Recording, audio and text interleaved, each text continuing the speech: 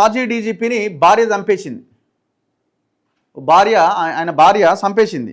దేని చంపేసిందంటే కుటుంబంలో గొడవలు, ఆస్తి తగాదాలతోని చంపేసిందట.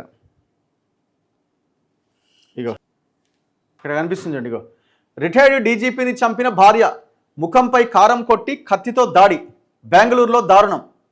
హత్యలో కుమార్తె కూడా భాగస్వామ్యం, ఆస్తి గొడవలే కారణమట. కూతురు కూడా సహకరించిందట తండ్రిని చంపడానికి. మరి ఇవెక్కడి కేసులో, ఇవెక్కడి బ్యాచో చూడండి. భార్య పల్లవితో ఓంప్రకాష్. కర్ణాటక మాజీ డీజీపీ ఓంప్రకాష్ దారుణ హత్యకు గురైండు. ఆయన ఏజ్ 68 సంవత్సరాలు. బెంగళూరు నగరం SHR లేఅవుట్లోని ఆయన నివాసంలోనే ఈ దారుణం జరిగింది. భార్య పల్లవి, కుమార్తె కృతి ఆయన ముఖం పైన కారం చల్లి కత్తితో పొడిచి చంపేసినట్టుగా తెలుస్తోంది. అనంతరం పల్లవి మరో IPS అధికారి భార్యకు వీడియో కాల్ చేసి రాక్షసుని చంపేశాను అంటూ మృతదేహాన్ని చూపించిందట. ఆస్తి తగాదాలే హత్యకు కారణంగా తెలుస్తోంది. పల్లవి ఆదివారం సాయంత్రం ఫోన్ చేసి పోలీసులకు సమాచారం ఇవ్వగా HSR లేఅవుట్ పోలీసులు ఆయన ఇంటికి చేరుకొని రక్తపు మడుగులో ఉన్న ఆ బాడీని గుర్తించారు. భార్య, కుమార్తెను బయటకు రావాలని పోలీసులు కోరినా చాలా సమయం పాటు వారు పై అంతస్తులోనే ఉండడం కూడా పలు అనుమానాలకు తావిస్తోంది. బీహార్కు చెందిన ఓంప్రకాష్ 1981 బ్యాచ్ IPS అధికారి.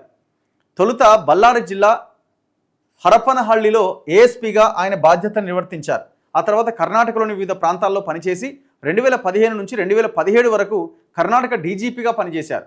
రిటైర్మెంట్ తర్వాత బెంగళూరులోనే నివసిస్తున్నారు. భార్యాభర్తల మధ్య తరచుగా గొడవలు జరిగేవి. ఇరుగు పొరుగు వారు పోలీసులకు తెలిపినట్టు సమాచారం. భార్య, కుమార్తెను పోలీసులు విచారణ నిమిత్తం స్టేషన్కి తీసుకుపోయారట. ఇంట్లో తుపాకీతో తిరుగుతున్నాడట. తన భర్త ఇంట్లో తుపాకీతో తిరుగుతున్నాడని, తనను చంపేస్తాడు అనే భయంగా ఉందంటూ ఓంప్రకాష్ భార్య పల్లవి 3 రోజుల కింద IPS ఫ్యామిలీ వాట్సాప్ గ్రూప్లో మెసేజ్ పెట్టిందట. తనను కుమార్తెను వేధిస్తున్నాడని, షూట్ చేస్తానంటూ హింసిస్తున్నాడని పేర్కొన్నారట. ఆయన పైన సుమోటో కేసు నమోదు చేయాలని ఆ మెసేజ్లో ఆమె డిమాండ్ చేసిరట. అరే పోయి పోలీస్ స్టేషన్లో కేసు పెట్టినా మీకు రక్షణగా ఉండేవాళ్ళు కదా, ఆయనను చంపిరు.